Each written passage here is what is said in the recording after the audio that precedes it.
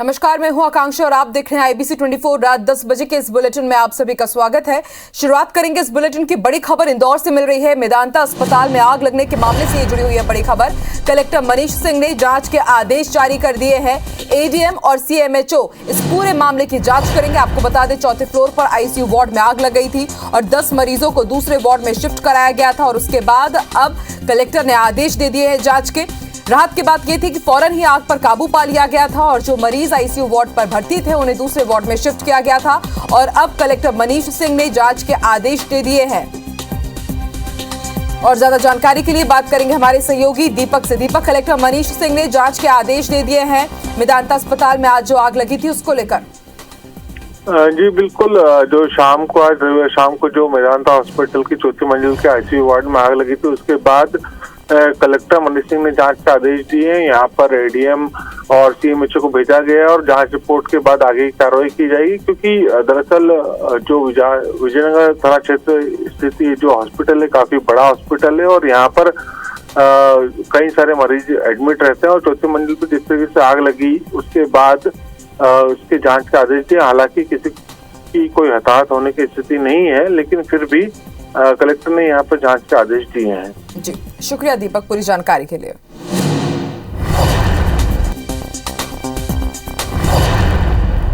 और अब बारी मध्य प्रदेश के कोरोना अपडेट की। मध्य प्रदेश में आज कोरोना के 6,380 नए मरीज मिले हैं और इसके साथ 2 मरीजों की आज मौत की पुष्टि की गई है। मध्य प्रदेश में आज 1785 मरीजों को डिस्चार्ज किया गया है और अब मध्य प्रदेश में एक्टिव मरीजों की संख्या 30,000 को पार कर गई है। 30,109 कुल एक्टिव केसेज है मध्य प्रदेश में इस वक्त और 1,20,927 लोगों को अब तक वैक्सीनेशन हो चुका है और अब तक 10,74,63,788 लोगों को वैक्सीन लग चुकी है कुल मध्य प्रदेश में।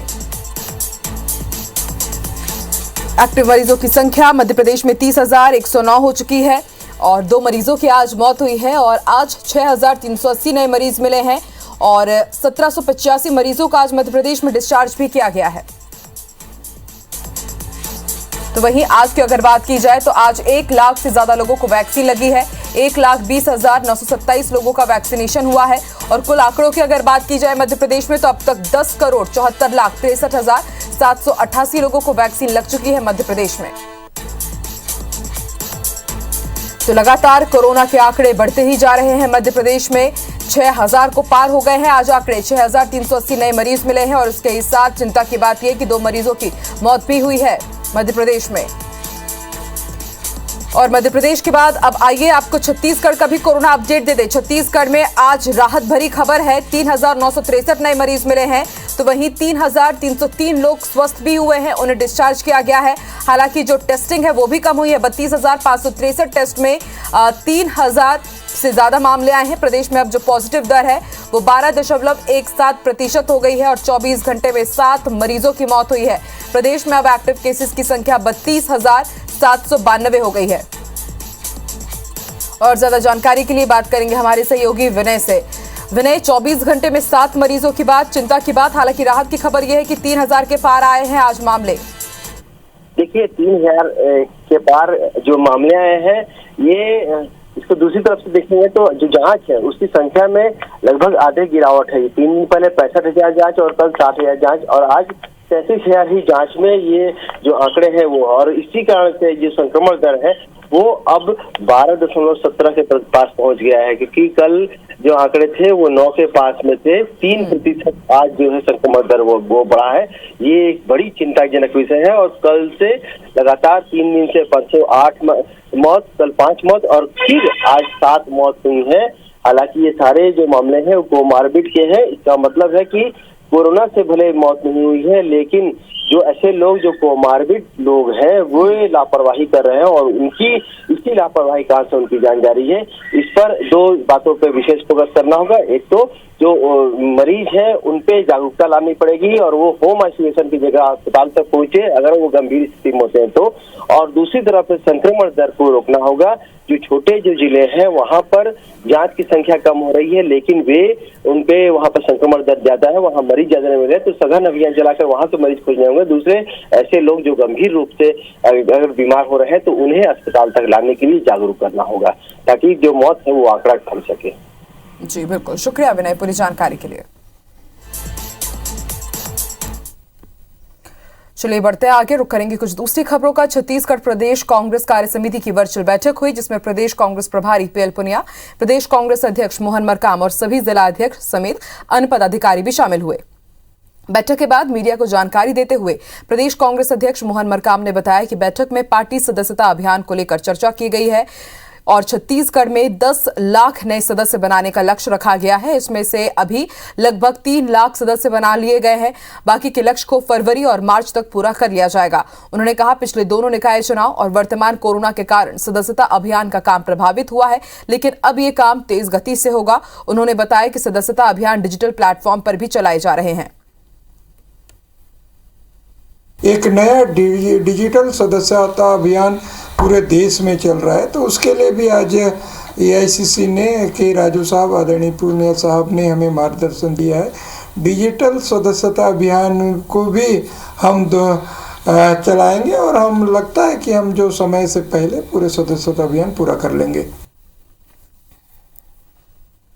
छत्तीसगढ़ बीजेपी अध्यक्ष विष्णुदेव साय ने राहुल गांधी को पत्र लिखा है, जिसमें उन्होंने प्रदेश के युवाओं से किए वादों को राज्य की कांग्रेस सरकार से पूरा कराने की मांग की है। साय के लेटर लिखने पर मंत्री रविंद्र चौबे ने कहा है कि बीजेपी के नेता अपने राष्ट्रीय नेताओं को चिट्ठी लिखने की हिम्मत नहीं दिखाते और हमारे नेता को चिट्ठी लिखते हैं। मंत्री रविंद्र चौबे ने कहा कि पीएम मोदी ने युवाओं को हर साल 2 करोड़ नौकरी देने का वादा किया था। छत्तीसगढ़ के बीजेपी नेता हिम्मत दिखाकर इस मामले में चिट्ठी लिखते तो अच्छा होता। मंत्री चौबे ने यह भी कहा कि प्रदेश की कांग्रेस सरकार को विष्णुदेव साय या किसी बीजेपी नेताओं के सुझाव या फिर मार्गदर्शन की जरूरत नहीं है। हमारी सरकार रोजगार की दिशा में लगातार काम कर रही है, जिसका आंकड़ा भी हमने पिछले दिनों पेश किया है। अपनी पार्टी के राष्ट्रीय नेताओं को चिट्ठी लिखने की उनकी किसी की हिम्मत नहीं है और जिनको चिट्ठी लिखना चाहिए देश के प्रधानमंत्री जी को, उनको चिट्ठी लिखने की हिम्मत तो छत्तीसगढ़ में भारतीय जनता पार्टी के किसी के पास नहीं है। दुर्भाग्य है, आदरणीय राहुल जी को उन्होंने पत्र लिखा है, थोड़ी समझदारी तो दिखाई दे रही है।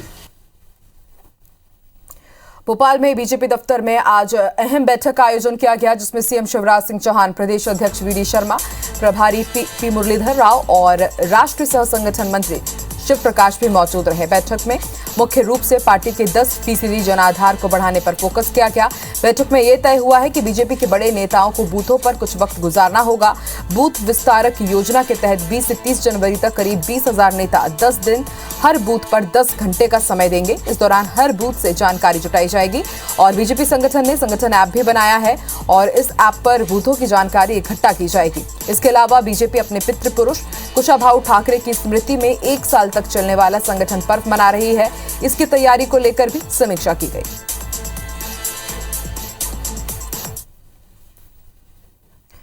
दतिया में अपने 3 दिन के दौरे के आखिरी दिन आज गृह मंत्री नरोत्तम मिश्रा ने अपने निवास पर आम लोगों की समस्याएं सुनी। गृह मंत्री बड़ौनी भी पहुंचे, जहां उन्होंने कबीरपंथी साधुओं का सम्मान किया।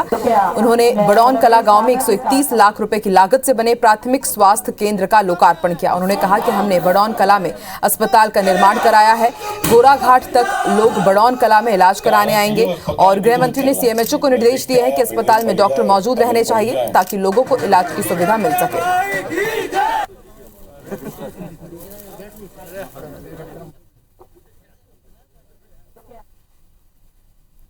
अस्पताल की कितनी जरूरत है, कोविड जिसको हुआ है वो जानता है। डॉक्टर की कितनी जरूरत है और डॉक्टर का क्या स्वरूप है ये आपका दिल जानता होगा, जिसको कोविड हुआ होगा। कि तीसरी दौर से हम गुजर रहे हैं, तीसरी दौर ज्यादा घातक साबित नहीं हो रही। मध्य प्रदेश यूथ कांग्रेस अध्यक्ष विक्रांत भूरिया इन दिनों अपनी डॉक्टरी पेशे की वजह से सुर्खियों में हैं। दरअसल 11 जनवरी को अहमदाबाद से इंदौर आ रही इंडिगो फ्लाइट में अचानक एक यात्री ने रिस्पॉन्ड करना बंद कर दिया। यात्री की सांस, नर्व और पल्स एक साथ ही रुक गई। उसी फ्लाइट में यात्रा कर रहे विक्रांत भूरिया ने तुरंत एयरवे चेक किया और पाया कि मरीज के गले में कुछ अटका हुआ है।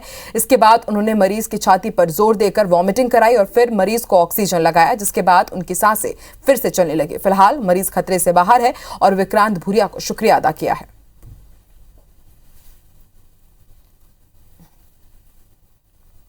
भोपाल से अहमदाबाद की फ्लाइट में मेरे हस्बैंड की तबीयत अचानक काफ़ी बिगड़ गई और उन्होंने रिस्पॉन्ड करना बंद कर दी। फ्लाइट अटेंडेंट द्वारा अनाउंस करे जाने पर डॉक्टर विक्रांत भूरिया हमारी मदद के लिए सामने आए और उन्होंने ऑक्सीजन देकर उनको रिवाइव किया। मेरा हस्बैंड आज सही सलामत है उनकी वजह से। Thank you sir, thanks a lot. Only because of you my husband is alive today. Thank you. God bless you. आइए देखते हैं बिग न्यूज। विश्व आर्थिक मंच के ऑनलाइन आयोजित होने जा रहे 5 दिवसीय दावोस एजेंडा शिखर सम्मेलन को कल पीएम मोदी संबोधित करेंगे। पीएम मोदी और चीन के राष्ट्रपति शी जिनपिंग विश्व के हालात विषय पर संबोधन देंगे। दावोस एजेंडा शिखर सम्मेलन का आयोजन लगातार दूसरी साल डिजिटल तरीके से हो रहा है।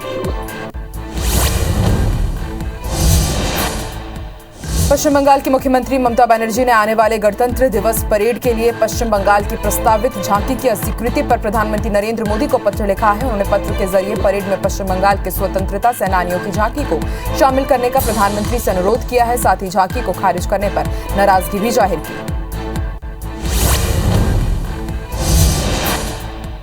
सात्विक साईराज और चिराग शेट्टी की नंबर 1 भारतीय जोड़ी ने मेंस डबल्स फाइनल में इंडोनेशिया के मोहम्मद एहसान और हेनरा सोतियावान को हराया है। भारतीय जोड़ी ने शीर्ष वरीयता प्राप्त इंडोनेशियाई जोड़ी को 43 मिनट तक खेले गए मुकाबले में 21-16, 26-24 से मात दी और पहली बार ओपन चैंपियन में इंडिया को जीत दिलाई।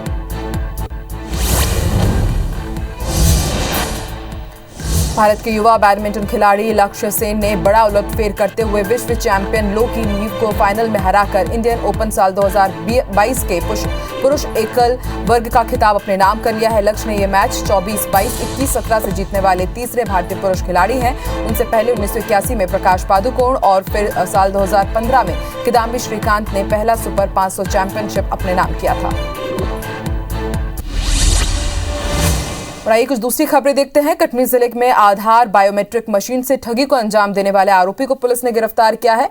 आरोपी खुद को आवास परियोजना अधिकारी बताकर सरकारी योजनाओं का लाभ दिलाने के नाम पर ठगी करता था। ग्रामीणों से थंब इंप्रेशन लगवाकर उनके खाते से राशि निकाल लेता था। आरोपी ग्रामीण क्षेत्रों में घूम घूम कर ठगी को अंजाम दे रहा था। एसपी ने प्रेस कॉन्फ्रेंस में बताया कि आरोपी के पास से 90,000 रुपए नगद के साथ ही मानवाधिकार संगठन और प्रथम न्याय नामक न्यूज चैनल की सामग्री भी बरामद की गई है। मामले की शिकायत पुलिस को लंबे समय से मिल रही थी। कोई आधार नंबर है तो हमने कहा आधार तो है मगर यहाँ नहीं घर में। तो ठीक है, फोन से मंगाइए नंबर। फोन से मंगाया नंबर, फटाफट नंबर लिखाओ और थम्स मशीन निकाला, बोला इसमें थम्स लगाइए। 10 मिनट के बाद मेरे मोबाइल में खबर आ गई कि पैसा आपके निकले। सरकारी योजनाओं का लाभ मिलने के लालच में ग्रामीण लोग भी थंब लगा देते हैं और 5 से 10 मिनट बाद ग्रामीण को पता चलता था कि उसके खाते से 10,000 रुपये कम हो गए हैं। रायपुर में कोरोना पॉजिटिव होने के बाद गायब हुए लोगों पर अब जिला प्रशासन सख्त हो गया है। जिला प्रशासन ने अपना मोबाइल बंद करने वाले ऐसे 19 लोगों पर एफआईआर दर्ज कराने की तैयारी की है। होम आइसोलेशन प्रभारी अंजलि शर्मा ने बताया कि महामारी एक्ट के तहत एफआईआर कराने का प्रस्ताव पास हुआ है। जल्दी पुलिस की मदद से ऐसे लोगों को खोजा जाएगा और उन पर कार्रवाई की जाएगी। आगे से ऐसा ना हो, इसके लिए रायपुर एम्स, मेकाहारा और जिला अस्पताल समेत निजी और सरकारी जांच केंद्रों को लेटर भेजकर कहा गया है कि अब से जांच के दौरान लोगों से कम 2 मोबाइल नंबर लिए जाएं। इसके अलावा घर का पूरा पता भी फॉर्म में भरना जरूरी कर दिया गया है। दरअसल हर रोज करीब 10% लोग ऐसे होते हैं जो अपना मोबाइल नंबर बंद कर देते हैं। कई मरीज फॉर्म में गलत नंबर, गलत नाम और गलत एड्रेस भी भर रहे हैं। कुछ लोग क्या कर रहे हैं, सिर्फ रायपुर लिख दे रहे हैं और 9 डिजिट का नंबर दे दे रहे हैं या दूसरे का नंबर दे दे रहे हैं, तो हम उनको लोकेशन से भी ट्रेस नहीं कर पा रहे हैं। कि अभी हम लोगों ने 19 लोगों के खिलाफ में एफआईआर के लिए प्रस्तावित किया है कल, और ऐसे आगे भी अगर हमें मौका मिला तो हम करते रहेंगे, क्योंकि ये जो लोग हमें ट्रेस में हमको नहीं रॉन्ग नंबर दे दे रहे हैं या फिर जो मोबाइल ऑन ही नहीं कर रहे हैं, ऐसे लोग जो है वो फैला सकते हैं कोविड को। इंदौर के छिपरा थाना इलाके में छत्तीसगढ़ की रहने वाली युवती के साथ गैंग रेप का मामला सामने आया है। आरोप है कि यहां के बिल्डर और उसके दोस्तों ने युवती को 1.5 महीने तक फार्म हाउस पर बंधक बनाकर उसके साथ दुष्कर्म किया। साथ ही आरोपियों ने युवती को प्रताड़ित कर उसे सिगरेट से भी जलाया। युवती के मुताबिक फार्म हाउस का मालिक राजेश विश्वकर्मा उससे शादी का वादा कर उसे फार्म हाउस पर रखा था। फार्म हाउस पर उसके दोस्त अंकेश बघेल, विवेक विश्वकर्मा और विपिन भदौरिया भी आते जाते थे, जिसके बाद आरोपियों ने उसके साथ रेप किया और धमकी देकर उसे से छत्तीसगढ़ छोड़ आए। युवती ने इंदौर पहुंचकर आरोपियों की शिकायत की, जिसके बाद पुलिस ने 2 आरोपियों को गिरफ्तार कर लिया है। वहीं 2 अन्य आरोपियों को भी हिरासत में लिया गया है। मामले में छत्तीसगढ़ के बेमेतरा से भी एक आरोपी की गिरफ्तारी हुई है। पुलिस के मुताबिक आरोपी पीड़िता की हत्या के लिए पहुंचा था। पीड़िता रहने वाली रायपुर की है। रिपोर्ट दर्ज कराई थी अनावेदकों के खिलाफ कि 4 लोग हैं उसमें कि मेरे साथ शादी का झांसा देकर मेरे साथ रेप किया। तो हम लोगों ने 4 आरोपियों के विरुद्ध मुकदमा दर्ज किया। 2 आरोपी तत्काल गिरफ्तार कर लिए गए। 2 आरोपियों के लिए टीम गई है। और आज उसके परिवारजन आए कि 2-3 लोग हमें मारने के लिए ऐसे घूम रहे हैं। इस पर से हमने पुलिस ने तत्काल कार्रवाई करते हुए एक आरोपी जो कि 24 केस हैं उसके ऊपर नागदा थाने में और वहाँ का जिला बदर और इन फरारी बदमाश है विपिन भदौरिया, उसको हम लोग गिरफ्तार किया है। कि एक आरोपी को पकड़ा गया है जो एमपी से कनेक्टेड है। जब डिटेल जांच करवाया तो ये पता चला कि वो जो लड़की है वो शादी करके जो भी गलत तरीके शादी करके वो एमपी लेके गया था, वहाँ उसके साथ बहुत अत्याचार किया गया है। तो जब उसके मोबाइल भी जब्त किया गया तो उससे कुछ ऐसे एविडेंस मिले कि उसमें हम ये एंगल से देख रहे हैं कि कहीं ह्यूमन ट्रैफिकिंग का मामला तो नहीं है।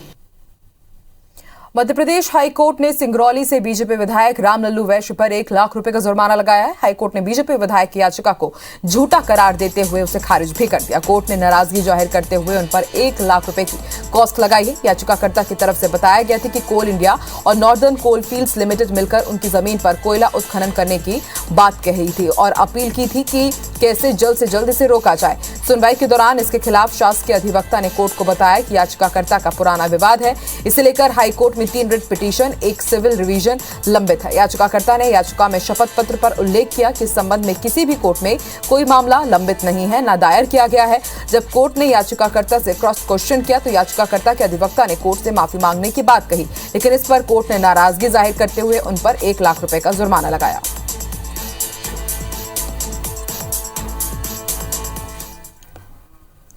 राजधानी में पुलिस कमिश्नर सिस्टम को हाईकोर्ट बनाने की तैयारी अब शुरू हो गई है। अब भोपाल पुलिस अत्याधुनिक तकनीक के जरिए लोगों को बड़ी सहूलियत देने जा रही है। दरअसल ना तो अब बयान के लिए थाने के चक्कर लगाने होंगे और ना ही कागजातों के लिए बार बार थाने में आना होगा। अब पुलिस ने एफआईआर आपके द्वार की सौगात के बाद वीडियो कॉलिंग के जरिए बयान लेने की व्यवस्था शुरू कर दी है। ये सुविधाएं महिलाओं, बुजुर्गों और नॉन सिटी रेजिडेंट्स को मिलेगी। Bhopal additional police commissioner Sachin Atulkar ने बताया कि इसके अलावा अब डिजिटल डॉक्यूमेंट सिस्टम पर भी काम किया जाएगा, जिसे लेकर पुलिस ने काम भी शुरू कर दिया है। जल्द ही ये व्यवस्था लागू हो जाएगी।